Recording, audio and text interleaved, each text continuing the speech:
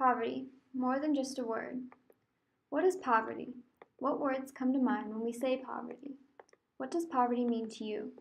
We can all agree that poverty is the main issue facing our world today, but how should we go about defining and measuring it? In this video, we will discuss some of the varying definitions and measurements of poverty. The first measurement of poverty, created during the 1960s, is the official poverty measurement, used by the U.S. government. The official poverty measurement determines poverty status by comparing a family's before-tax cash income to a set of thresholds based on family size and composition.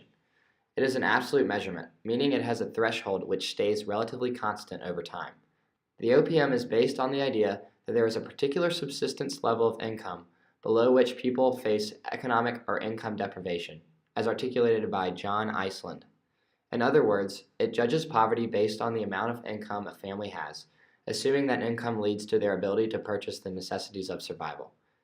It was first calculated by multiplying the annual basic nutritional needs of a family by 3 to account for other needs such as shelter, utilities, and clothing.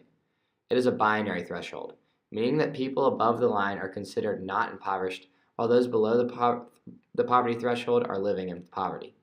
The OPM is based on the Consumer Price Index, produced by the Census Bureau.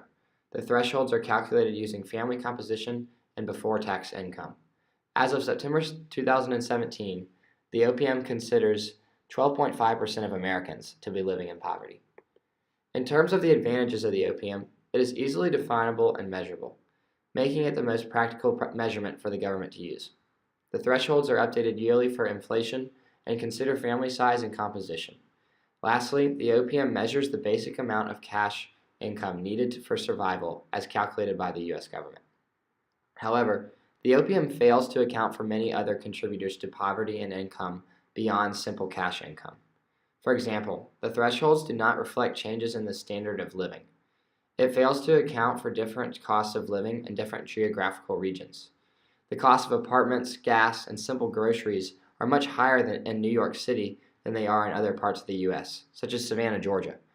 Furthermore, the income value does not include in-kind benefits such as SNAP, food stamps, nor does it include near-cash benefits such as earned income tax credits. Moreover, it fails to take non-discretionary expenses such as medical out-of-pocket expenses or transportation to work into account. These are expenses beyond what many would consider basic needs for survival, but are necessary for many families and can be quite expensive. Lastly, because it is a binary threshold, it does not consider depth of poverty, or for that matter, how well someone is doing who is just hanging on above the threshold, who could easily slip back below the line.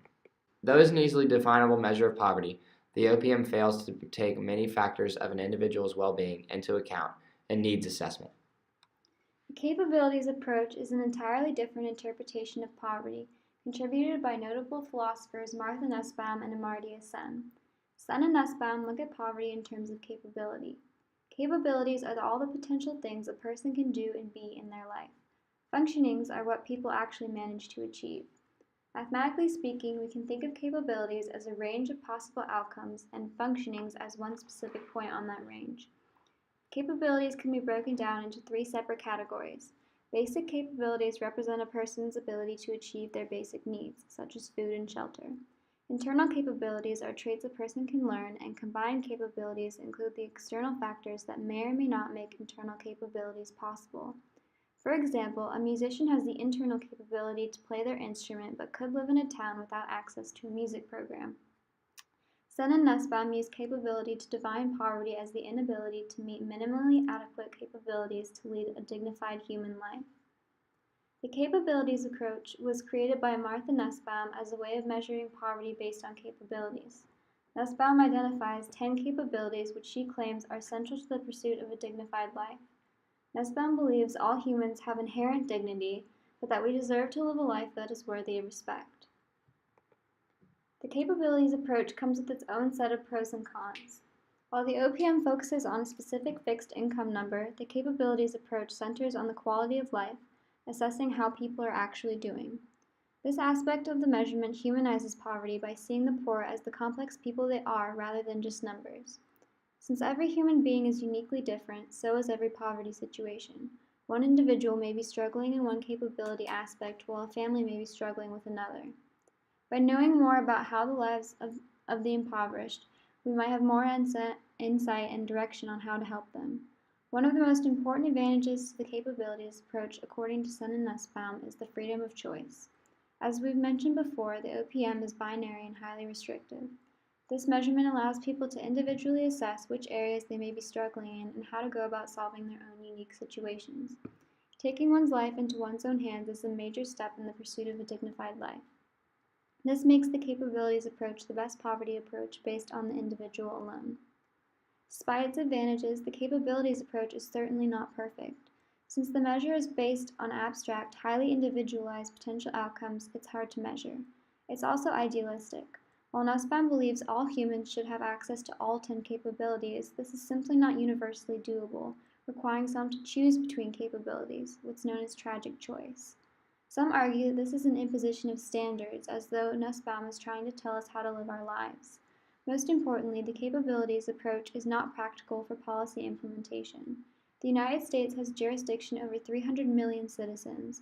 There's just no way we can make sure every single one of them has access to all 10 central capabilities. When it comes to alleviating poverty, we want a measurement that's both effective and efficient. A third method for measuring poverty is the supplemental poverty measurement. The SPM is a quasi-relative poverty measurement that works in conjunction with the OPM, but additionally accounts for non-discretionary expenses rather than just income. Created by the National Academy of the Sciences in the 1990s, the SPM is a relative measurement of poverty that changes each year. It recognizes income lowness but also income inadequacy, that those who are economically deprived are incapable of fully participating in society. The SPM looks at other factors that affect one's economic situation, many of which the OPM fails to consider. The SPM takes a more individualized and holistic view of one's situation when creating the poverty threshold and determining where an individual falls on the scale. According to the SPM, 14% of Americans are living in poverty as of September 2017. The SPM has many advantages. Unlike the OPM, the SPM is a relative measure that updates yearly to account for changes in standards of living. This takes into account the continuously increasing difficulty to make ends meet through simple income. Furthermore, the SPM accounts for geographic variance in the cost of living. It also considers in-kind and near-cash benefits that add to an individual's income. Unlike the OPM, the SPM takes into account non-discretionary expenses, which can put a severe strain on one's income and ability to provide for their family. The SPM classifies a family unit or supplemental resource unit as all members living in a household under the provision of the head of the family, including children who are provided for by that individual. These factors allow the SPM to look at poverty with a more holistic approach, considering factors beyond just income lowness that contribute to the economic deprivation and poverty. One household may have low cash income, but receive SNAP and other benefits that help them rise above the poverty line. In contrast, another household may seem fine in terms of their cash income, but may have to pay costly medical expenses and take public transportation long distances to get to a hospital, causing their gross income to be far below the other family. Just looking at income fails to account for many factors that determine one's true situation.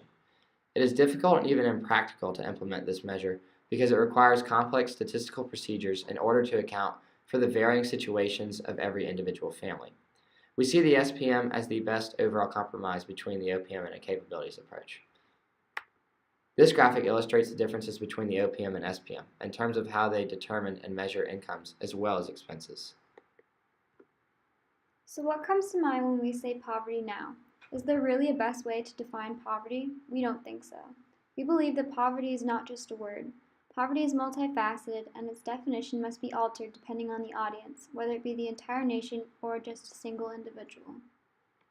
We hope this video has given you a little more insight on the definition and measurement of poverty. But for more information, make sure to check out these articles listed below, as well as the graphic that came earlier. Remember, in order to work on alleviating poverty in the United States, we must first understand poverty itself. As Nelson Mandela said, education is the most powerful weapon which you can use to change the world.